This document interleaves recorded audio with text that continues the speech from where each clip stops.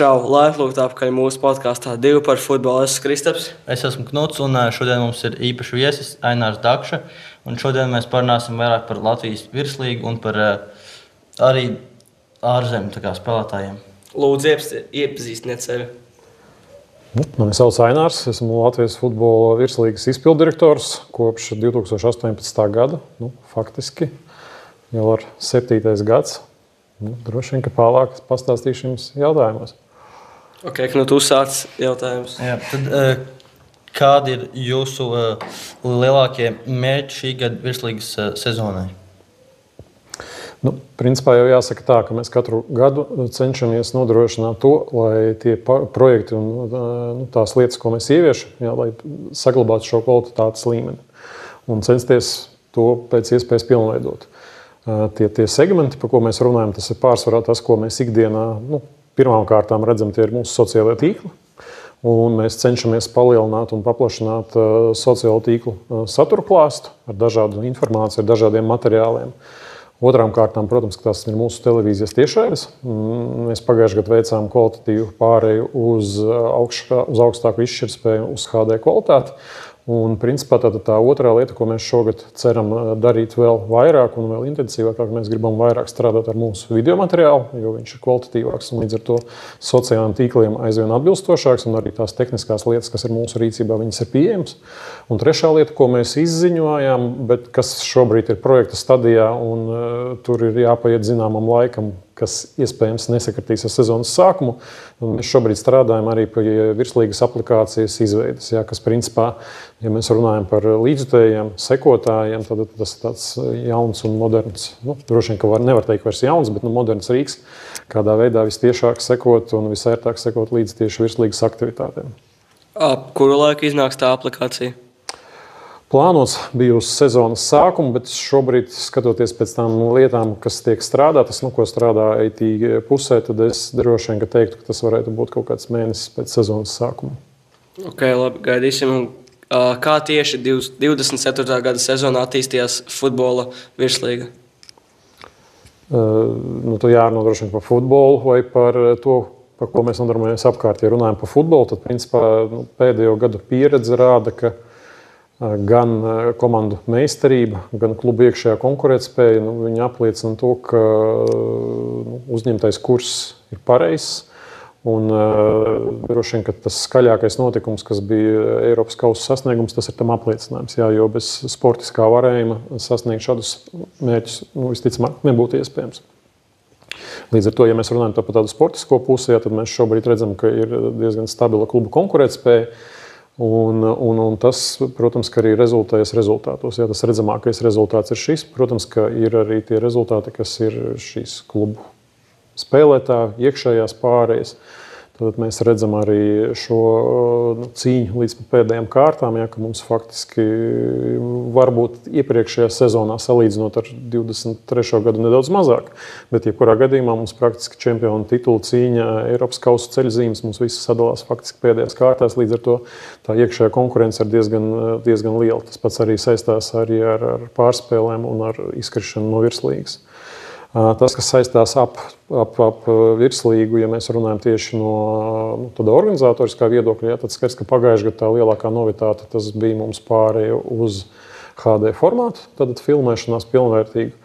Un līdz ar to tās lielākais izaicinājums bija, lai šo pārēju sajust un novērtēt ne tikai tie, kas skatās mums ikdienā televīzijā vai internetā, bet censties izmantot arī tos materiālus, jo pie zemākas video materiāla kvalitātes mums bija limitētas iespējas apstrādāt šo materiālu un, teiksim tā, aiznest to tālāk līdz mūsu līdzjutējiem, bet ņemot vērā šo kvalitatīvo pakāpienu, ko mēs veicām, tad mums parādījās daudzas lietas. Mēs daudz kur gājām uz priekšu tieši video saturā visās mūsu platformās, kur mēs atrodamies, gan sociālajos tīklos, gan arī YouTube, bet skaidrs, ka tas nav vēl maksimums, un to mēs centīsimies pilnveidot arī šogad. Arī domāsim, strādāsim arī pie preses konferenču materiāliem, respektīvi dažādot to saturu, lai tā satura būtu vairāk un lai viņš būtu pēc iespējas interesantāks. Jo to ir ļoti viegli izsekot un to ir ļoti viegli pārbaudīt, jo visās šajās digitālajās platformās, tātad visas statistikas dati, visi skatījumi skaiti, viss ir pieejams, un to var ļoti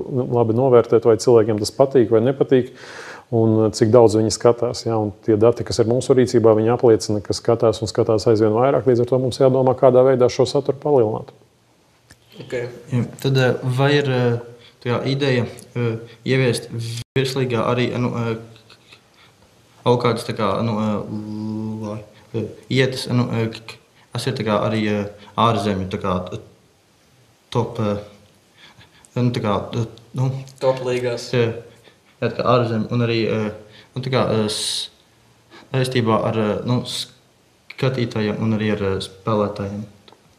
Tur droši vien jāprecizē, kas ar to ir domāts. Jo principā jau jāsaka tā, ka daudzās tās lietās, par kurām mēs runājam, jā, tas tad, primāri, ja mēs, protams, šobrīd skatāmies uz komunikācijas materiāliem, tad mēs jau cenšamies iedvesmoties no ārzemju līgu piemēriem. Līdz ar to arī tajos jautājumos, kas ir par tiem saturiem, par dažādām formām, par dažādiem komunikāciju materiāliem, tātad ne tikai par rezultātiem, par visu pārējiem, mēs cenšamies šo klāstu dažādot, tieši iespaidoties no ārzemju līgām. Protams, tik daudz, cik daudz to mums atļauj mūsu pašu iespējas, gan arī, protams, ka cik daudz mēs esam spējīgi to realizēt caur to televīzijas kvalitāti un caur tiem resursiem, kas ir mūsu rīcībā. Jo, protams, ka mēs visi gribētu tā kā Spānijā, bet droši vien, ka tā uzreiz nokopēt mēs to nevaram, bet tiekties uz to mums vajag. Okay. Kā jūs redzat virslīgu nākošo 10 līdz 5 līdz 10 gadu laikā? Tas ir labs jautājums. Jā. Mēs, protams, ka droši vien, ka ja skatās uz tādu izaugsmu, tad droši vien, ka vislabākais piemērs, vislabākais salīdzinājums ir tas, ka, ja mēs arī paskatāmies kaut kur atpakaļ, kas ir bijis, jā, un tad mēs varam salīdzināt un novērtēt to ceļu, ko mēs esam veikuši. Un, principā, tas lielākās izmaiņas, tad viņas, principā, šobrīd skar mūsu spēļu televīzijas formātu. Un skaidrs, ka tā ir viena no tām lietām, ko mēs nākotnē un perspektīvā gribētu aizvien vairāk pilnveidot. Bet, respektīvi, lai to visu varētu pilnveidot, tas nav tikai mūsu pašu produkts, bet tas ļoti lielā mērā izriet arī no mūsu partneru iespējām un droši vien, ka no mūsu iespējām to finansiāli nodrošināt. Lai to visu finansiāli nodrošinātu, mums apkārt jāveido auditorija. Auditorija gan klātienē, auditorija gan digitālā vidē, vai tas būtu televīzijā, vai tas būtu sociālos tīklos, respektīvi, lai tā kopējā interese par šo čempionātu augtu.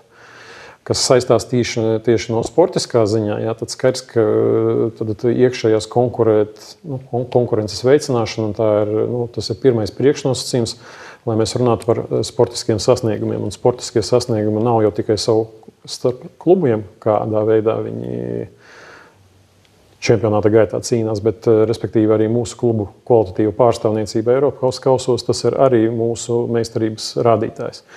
Un te ir ļoti labs tas salīdzinājums. Jā, tad, ja mēs pirms 5 gadiem veidojot gan savu plānu, gan skatoties par to, kādā veidā organizēt sacensību sistēmu, mēs principā plānojām un domājām veidot kalendāru par to, kādā veidā nodrošināt mums priekšrocības piedaloties kvalifikācijas turnīros Eiropas kausos.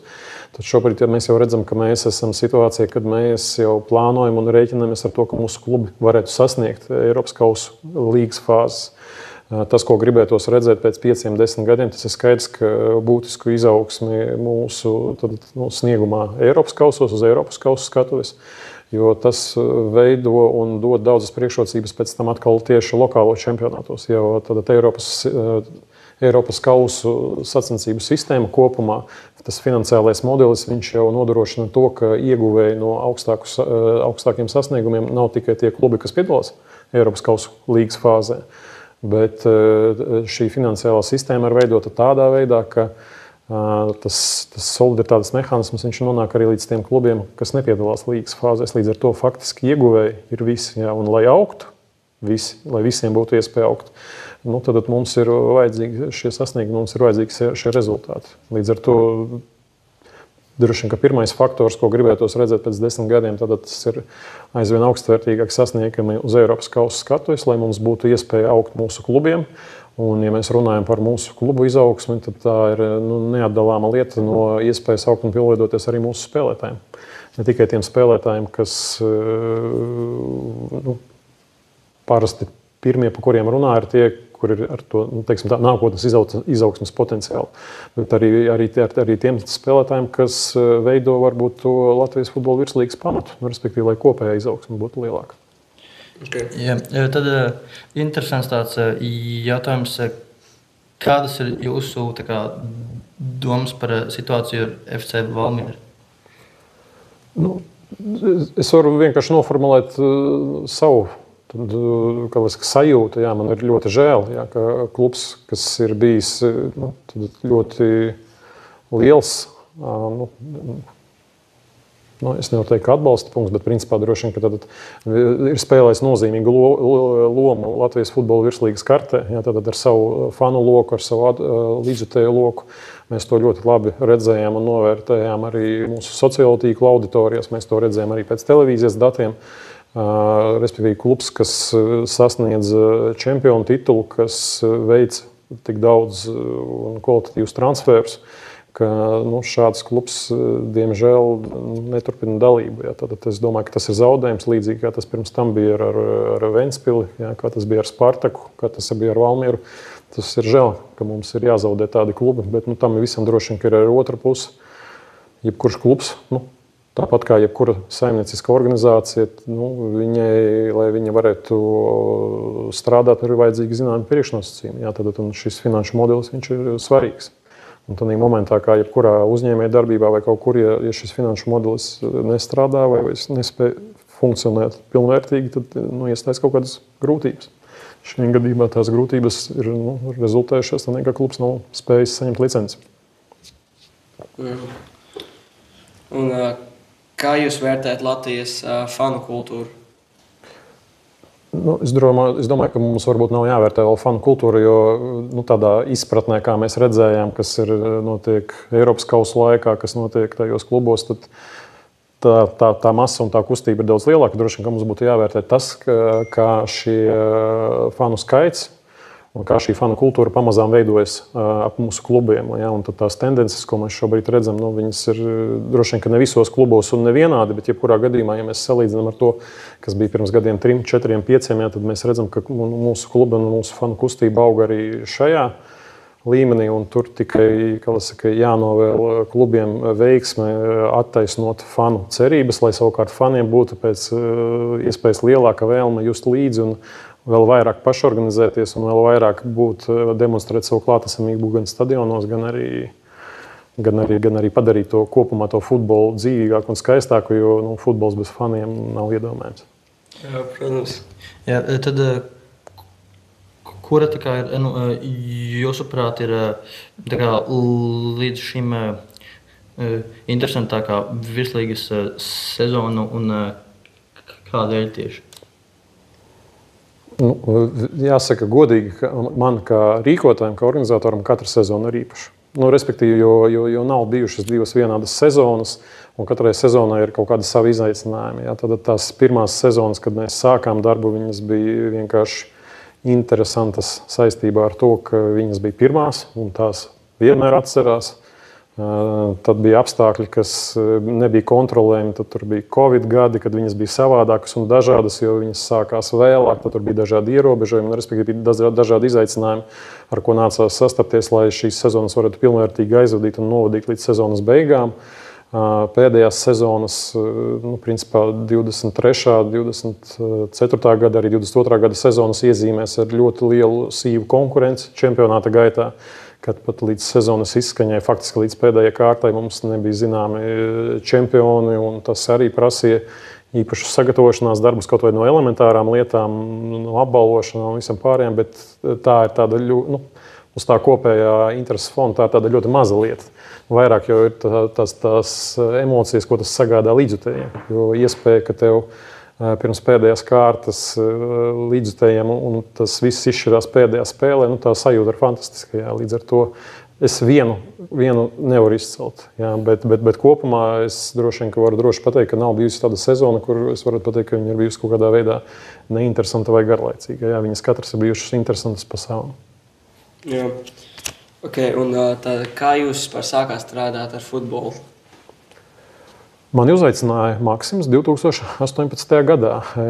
Pirms tam es biju ilgstoši strādājis citās sporta organizācijā. Darbu biju pabeidzis, skatījos, meklēju kaut kādus nākotnes izaicinājumus, un Maksims uzaicināja mani sākt veidot Latvijas futbola virslīgu. Tā praktiski jau kopš 2018. gada mēs kopā strādājam. Lai labāk, protams, vērtētu citu no malas, bet pašiem šķiet, ka mums izdodas. Mums arī šķiet, ka jums ļoti labi iet pagaidām. Mhm. Jā, un tad, kur ir jūsu top 5 mīļākie ārzemju spēlētāji? Ārzemju futbolisti un kādēļ tieši? Jā. Te jau mēs droši vien nerunājam par aktuāliem, bet tā kā vispār tāda top 5 ir. Es droši vien, ka ar pirmo, ko es iesākšu, tas ir tāds mans bērnības vai jaunības elks. Jā, tad tas pirmais noteikti ir Patriks Kluiverts. Tas bija tas pirmais laiks, kad es pats sāku skatīties futbolu. Ja es nemaldos, tad bija kaut kāda 90. gadu otrā puse. Amsterdamas Ajax. Es nezinu, kas tik tieši, jo viņam tā starptautiskā karjera pēc tam var būt tik spilgta neizvērtās kā daudziem citiem. Bet viņš bija tāds sava laika zīmols, etalons. Jebkurā gadījumā viņš bija tas, kurš pa lielam man vienmēr, tad, kad man prasa, kas ir manas tās pirmās sajūtas futbolā, kam es tā sekoju un kam es sekoju tā ļoti, ļoti, jā, tad tā ir pirmā lieta, ko es atceros. Protams, tur tie viņa komandas biedri gan Holandas izlasē, gan arī klubā. Kolorītie Dāvidi un Zēdorfi. Tur tos varat aprakstīt, bet pirmais droši vien, kas man nāk prātā, tas ir Kluiverts. Otrais - Zinedins Zidans. Tā ir, man liekas, ka tas ir vienkārši leģendārs futbolists. Ejot cauri laikam, tas ir vienmēr jautājums, par ko varētu daudz padiskutēt. Es domāju, ka arī jūs, ņemot vērā jūsu podkastus un visādus materiālus, ko jūs veidojat, jā, kāda varētu būt šo spēlētāju auditorija un cik viņi varētu kādas masas sasniegt, ja tajā laikā būtu pieejami sociālie tīkli un sociālie mediji. Jā, jo tajā laikā viņš šo zvaigznes statusu tomēr ieguva pavisam citā laikā. Jā. Trešais, ko droši vien varu izcelt, un tas tādā ziņā, ka tas ir tāds futbola meistarības un modes etalons, droši vien, ka tas ir Deivids Bekams. Tas pats par sevi, jā, jo respektīvi tas arī zināmā mērā viņš atspoguļo tādu veselu laikmetu futbolā, un ne tikai pašā futbolā, bet visur ar to, kas ir ap futbolam. Jā, respektīvi futbolu padarīt par modi, par stilu. Jā, respektīvi arī viņa šī brīža darbība Amerikā, viņa to rokrakstu vēl joprojām parāda. Tas ir ļoti spēcīgs zīmols un principā arī ņemot vērā laiku, kas vēl neasociējas ar sociālajiem tīkliem un vispārējo. Droši vien, ka pēdējos divus es nevaru nenosaukt. Tas ir droši vien, ka jaunākā laika leģendas tie ir Ronaldo un Messi. Tie ir absolūti jau ne paši pēdējie un ne paši jaunākie, bet jebkurā gadījumā viņi ir divi futbolisti, kas pilnīgi noteikti ir ļoti izmainījuši visu to futbolu un to vidi kopumā, kā mēs skatāmies.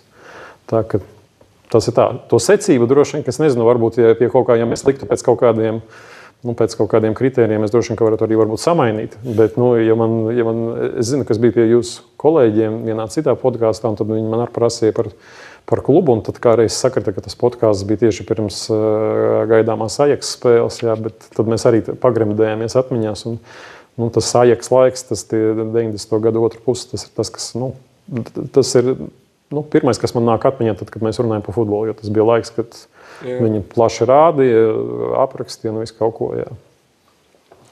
Okay, tā kā mēs iesakām sarunu par klubu, kas ir jūsu top 5 mīļākie futbola klubi ārzemju un kādēļ? Tas laikam jautājums tāds grūtāks, jo tā kā runā par personībām, tad tas ir viegli, tad, kad runā par klubiem, tad tas droši vien, ka nedaudz sarežģītāk tā iemesla pēc, ka šobrīd sanāk skatīties, jāsaka godīgi, tad Latvijas virslīgu daudz vairāk nekā jebkuru pārējo čempionātus, un tad, kad ir kaut kāds brīvais laiks, tad tu centies apskatīties un iegūt informāciju par daudz un dažādām līgām. Respektīvi, tas nav tā, ka tu skaties un to savu pieredzi veidot caur viena kluba prizmu, bet tomēr sekojot līdz dažādām līgām, dažādām pieredzēm, tu centies aptvert pēc iespējas plašāku to loku. Ja man būtu jānosauc pāris, tad es arī droši vien sadalītu pa tādiem laika nogriežņiem. Tomēr, lai vai kā nebūtu tā pirmā interese, viņa ir droši vien vispatiesākā. Ja, tad tas ir agrīnais Ajaks. Manā izpratnē tad nevis 80. gadi, kam daudziem tur varbūt asociēs, bet man tieši 90. gadu. Tad otra komanda, kam es varbūt vairāk sekoju šobrīd līdzi un kas man ir simpātiska, bet varbūt ne tik daudz, cik varbūt. Es nevaru pateikt, ka pati komanda, bet man ļoti patīk treneris un ļoti kolorīts, kolorīta personība. Tad tas ir Atletico Madrid un Simeone kā treneris. Man vienmēr ir paticis itāļu futbols un abi divi Milānas klubi tieši, ja mēs skatāmies no tāda, modes un dizaina viedokļa. Stila ziņā arī tagad šobrīd, ja mēs skatāmies arī sociālo tīklu un komunikācijas jautājumos, tad abas Milāns Inter un Milāna man simpatizē. Ja man būtu jānosauc 5. Ko lai es pasaku? Droši vien, ka no Angļiem, no Britiem neviens nav nosaukts, kas man varētu būt no Britiem.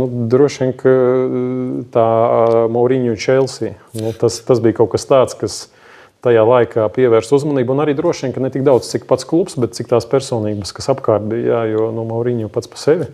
Viņš jau faktiski, ne tikai kā treneris, bet arī kā personība, viņš ļoti prata piesaistīt uzmanību, neviennozīmīgi, varbūt nevienmēr viennozīmīgi novērtēts, bet tāpat laikā tas bija kaut kas tāds, kam noteikti futbola sekotāji nevarēja paiet garām. Kaut vai tā iemesla pēc, ko viņš arī sportiskā ziņā sasniedz tieši ar Chelsea klubu. Jā.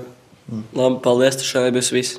Jā, un tad, paldies, ka skatījāties, un arī Ainaram tad Paldies, ka piedalījāties. Jā, paldies. Paldies jums un lai veiksmīgi. Paldies.